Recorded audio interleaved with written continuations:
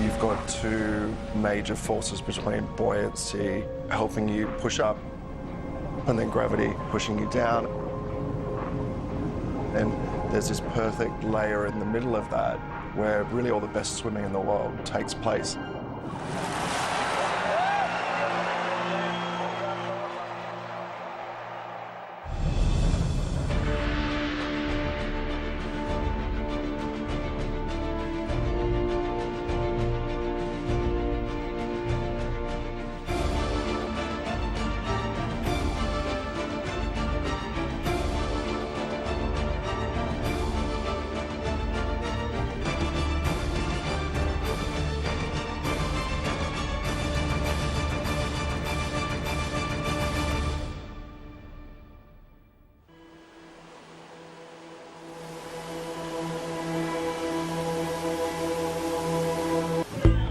You have to have that affinity with the water. That, above all, is what's required to become great. And Thorpe certainly had that, but he also had all of the other attributes that were required. The physique that he had, big shoulders, the amount of water that he was able to grab, would do stroke counts, and he was like 10 strokes less than everyone else, you know, over one lap. You know, obviously the feet size were a big thing. Ian Thorpe. He can be successful at anything because of the way he went about what he did. He was very goal-driven, he was very motivated. He wanted to be the best in the world.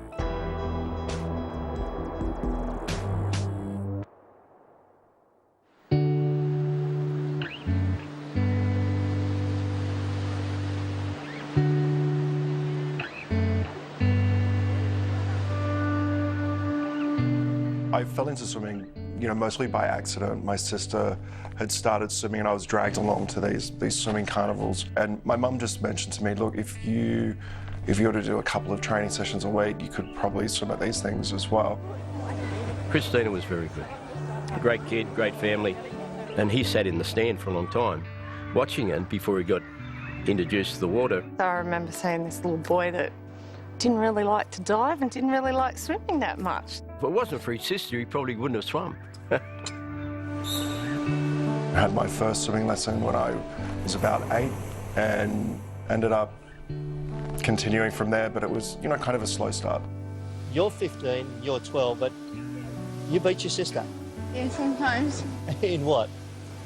Usually shorter distance events, but I beat her once in a 400. All I can remember is a young lad in one of the junior groups that looked outstanding, you know, had some very natural skills. Even when he was 12 or 13, he was clearly outstanding. He was breaking every age record in the book. He was winning across virtually every event. I used to end up swimming the entire program, every event that was there, you know, with little space between them at our state championships, our national championships. So I knew when I was young that I was a very good age group swimmer.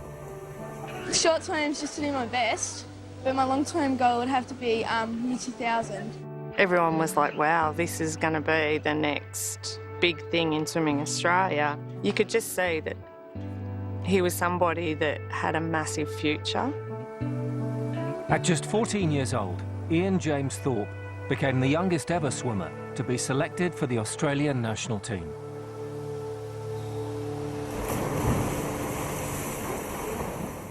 Every day was exciting and every day was a challenge. And I think as a coach, you just do the same as you would normally do for everybody, except you have someone that was special. He'd always push more than what he had to push. He was prepared to work harder than anyone else. This is where the appeal of swimming came for me. It wasn't about, you know, being on the world's largest stage competing. I enjoyed that part of it, but for me the real joy came from what I did in training. He could get close to a PB every time he did some type of effort. For us mere mortals, it was something that we looked up to when we tried to replicate what he did, but obviously, like, you know, couldn't get to the level that he got to. My intention was always, and it was, to always be faster, to get through sessions better than I had before. All the hard work soon paid off. In the 400 metres freestyle at the 1998 World Championships in Perth, it became clear the 15-year-old had a special talent. I realised at 300 metres, do you know what, I'm not tired. I should be going faster than this because that's not right for me. So then I increased my speed coming into the final 50. And I think probably the last time I ever swum off anyone else. Grant Hackett attacked the race very hard. He led by a long way, and young Thorpe came over the top of him very late in the piece in the last lap and won the title by a touch. So it was a very dramatic race. I'm the youngest male world champion that we've had in this sport, and some people knew of what kind of training I'd done, but then everyone became aware of what my performances might look like in the future. The fact that he was so young, the fact that he was so far behind, the fact that it was in Australia and that it was 2.5 years before the Sydney Olympics, all of those factors came together to make him a star almost immediately. I thought that, you know, the reaction after the World Championships, that was kind of the level of fame and stardom that I would be that, and that was it. But that continued to get bigger, which I didn't realise was possible. There wouldn't be a week go by during that period, in the 99-2000 period before the Olympics, that we didn't have media attention. And it'd be at the gate, it'd be from overseas, it'd be everywhere. Just 3 years after being selected to swim for Australia, Thorpe's Olympic dream came true. Amazing, he was 17. People have got to remember that. He was only 17. And the weight of the whole nation, really, because everybody had expectations. I wasn't sure that I would be able to manage the Olympics and the expectation that came with it. And it wasn't until 30 seconds before the 400 freestyle final that I actually knew I was ready.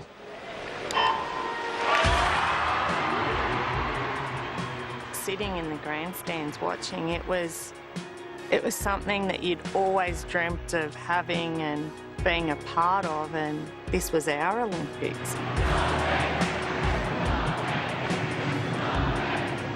There were 17,000 people in there, I think, and they lifted the roof. It was enormous. I think the way Ian handled himself was unbelievable, unbelievable. He swam the race perfectly. That was just amazing, like how far he won it by. That's phenomenal to think at an Olympics that an athlete can win an event by that much. That wasn't the end of the night, though. There was more to come. It was the 4x100 freestyle on that night. After winning that gold, went and had, you know, a bit of a swim down, was presented with my first Olympic gold. But in the back of my mind, it's don't get too excited right now. You've got to keep your emotions in check because you have to get up for another race.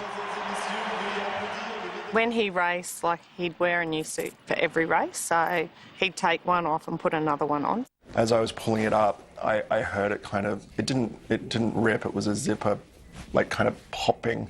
I heard the noise it made and realised that that was it for that swimsuit. Yes, I had a panic. Yeah. I mean, I'm thinking, well, what can I do? There's a lot of drama involved in trying to get him back on deck. If you actually watch the footage, 3 of them walk out and he's not actually out on the deck. I, raced down the back of the pool there and kind of signed my name off as I went through the marshalling area. The rest of the swimmers, my team, were already out there and got there, in lane 5 as they announced Australia. Thorpe's focus soon returned to defeating the world-leading American team, who'd already dismissed the home nation's chances. I didn't see the headline. I heard about it, though. It was from Gary Hall Jr. It was kind of a stupid comment that he made that was blown out of proportion, and of course it's a great line. But what happened with that comment was people started to think that we could win. And when we looked at the times, we were behind on paper, and it was like, well, we don't know how we can win. but all of us believed that we could win. Well, you had like Chris Beidler, you had Ashley Callis, Michael Clem, and you had Ian in the race, so you had like 4 phenomenal athletes. We definitely wanted to send Michael out first, and he broke the world record going out.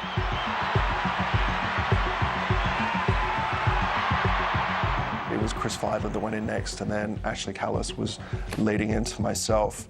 We hadn't been behind at any of the changeovers the whole way. But I can remember when I came up in that race that instantly I was behind. And, you know, during the first 50 metres, you could hear and feel the mood dropping. I said, if we're going to win the event, it's going to be in the second 50 because they'll go out like a school of cats in the first 50. At 25, I'd closed a considerable amount of the distance. And then coming into about 12 metres to go, I realised that this is possible.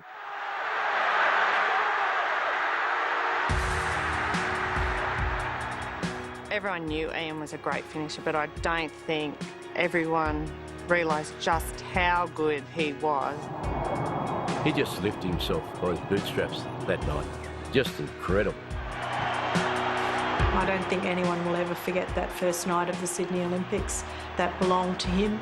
That is there in lights forever. Yes, Mr. Gary Hall could slam his guitar after that one because we smashed him.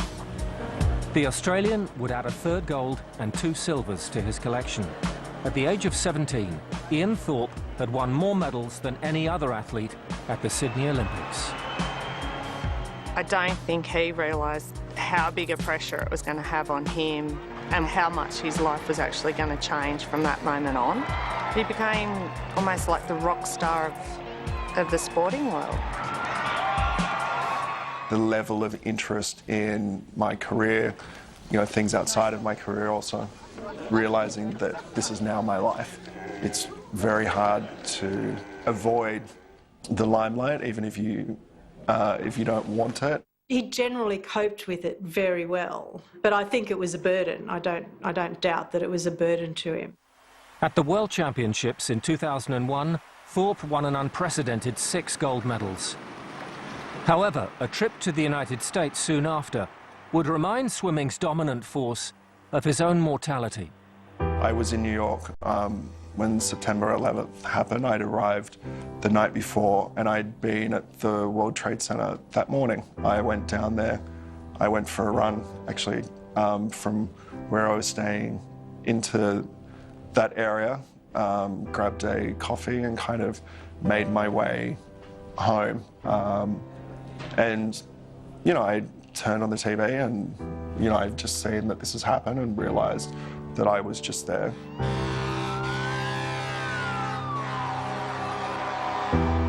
The night I went down and there was an incredible kind of vigil.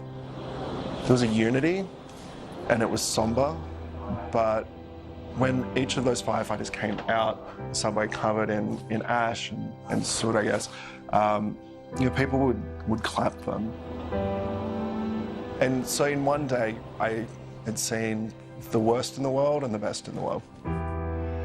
In the pool, world records continued to fall, but in his pursuit of greatness, Thorpe wanted more. I needed someone that would be stimulating me in training and would be committed to what I needed to do 100%.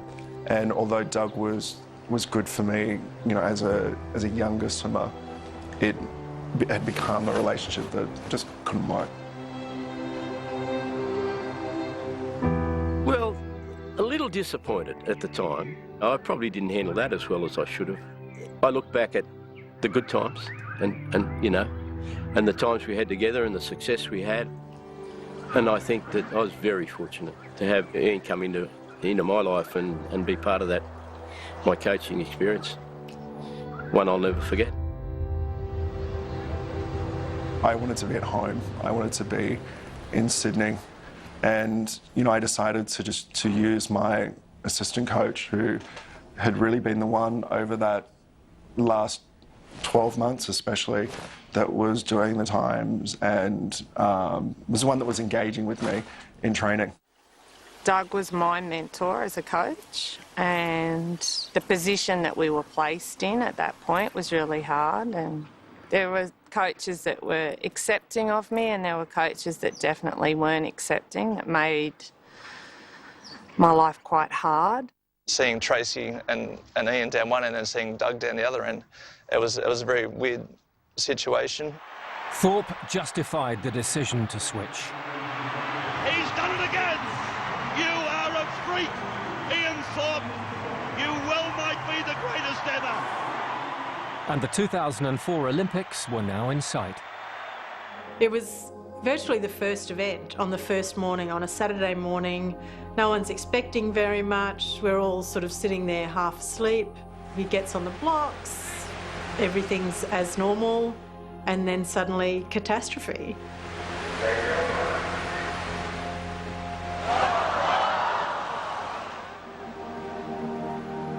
The very first event of Olympic trials, and he fell in the pool. I was just like, is this a nightmare or is this actually happening?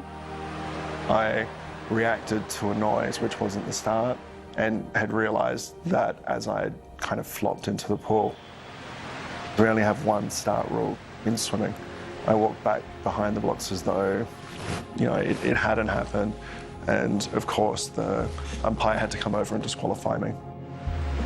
At this stage I realised that I would probably not have the chance to do the 400 free at the Olympics as defending Olympic champion. Australian swimming has a long history of no discretion in its Olympic selection policy.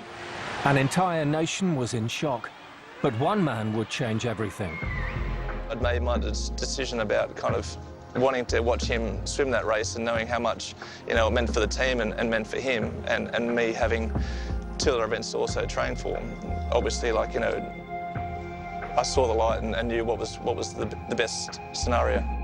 Craig gave up the spot because he knew that what Ian could do and what that swim brought to the team, and that's the sort of person that Craig is.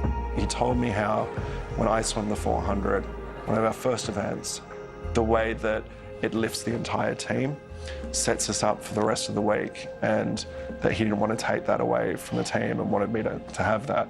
I am eternally grateful for that, but with that then came, a new level of expectation.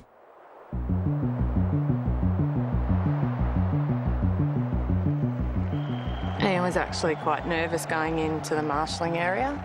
I walked down to the marshalling with him, and I remember sitting with Craig in the grandstand on the corner, and he said, "How's it going to go?" And I said, "To be honest, I don't know."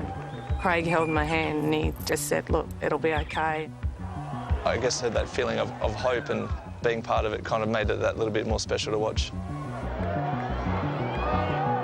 I came in to the Athens Olympics, and because I'd missed that first block of training for 400, I had serious doubts about how I would be able to win this race. I felt like I was at a breaking point.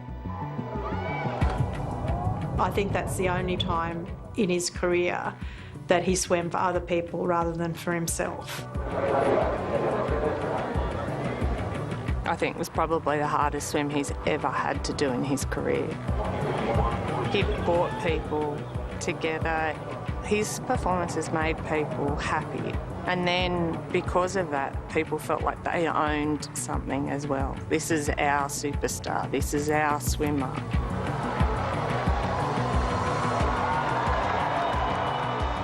When I won that race, it was the worst race I've swum. And I wasn't just relieved, I was somewhat angry at myself of how much I'd taken on with it, how much pressure I had felt. He got out of that race and said, "Promise me you never make me do another swim like that." That's how I felt. That was it for that race. And then the next day, I was actually ready for those Olympics.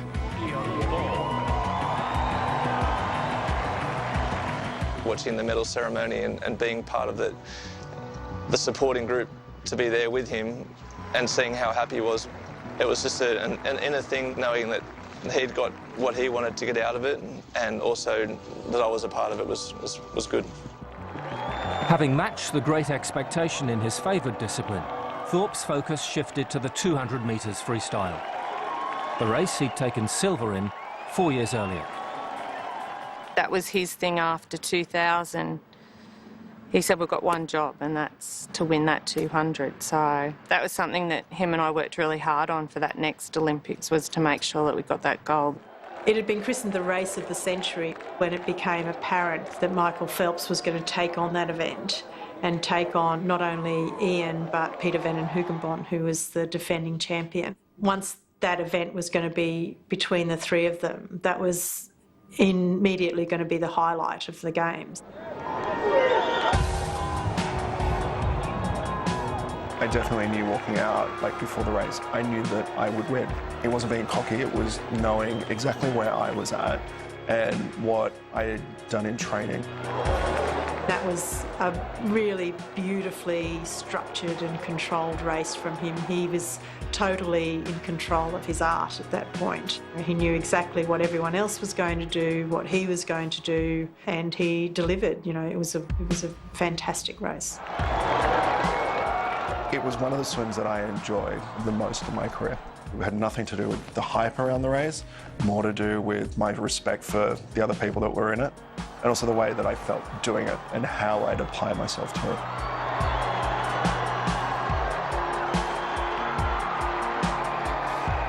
To see the satisfaction on Ian's face when he won, that it was like all the hard work has been worth it. I was just so happy that he had achieved what he wanted to achieve. He was definitely a very happy young man that night.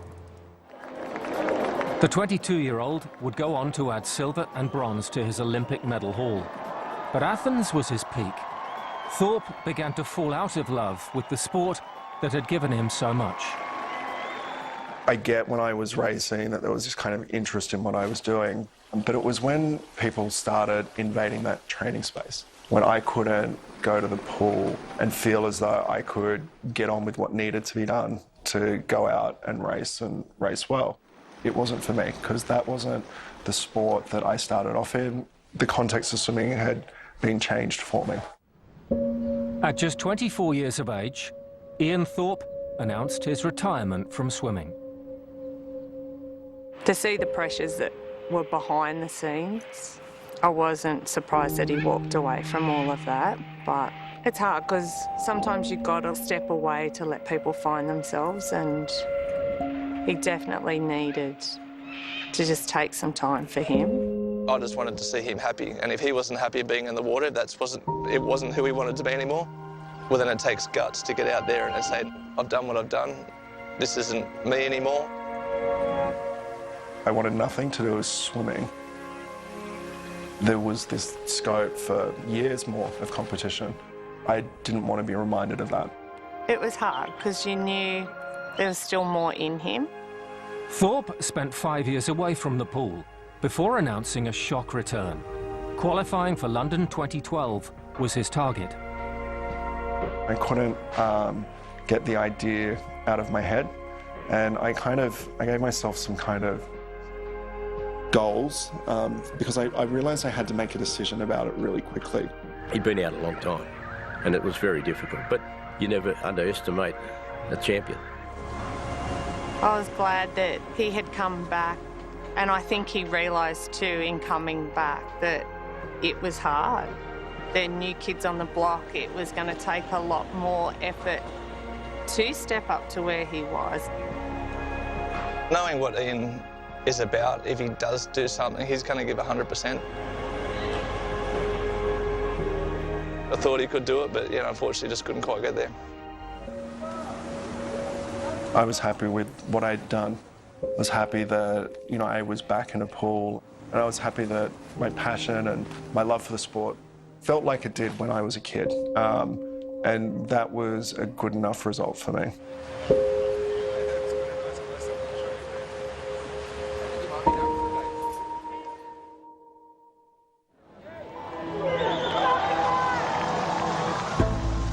Ian Thorpe won 11 world titles, broke countless world records, and with 5 gold medals, remains Australia's greatest Olympian. At 14, he was representing Australia. At 15, he was a world champion.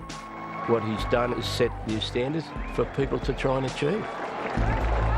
It put Australian swimming where it was. He was able to bring it up to that higher level and create so much global exposure.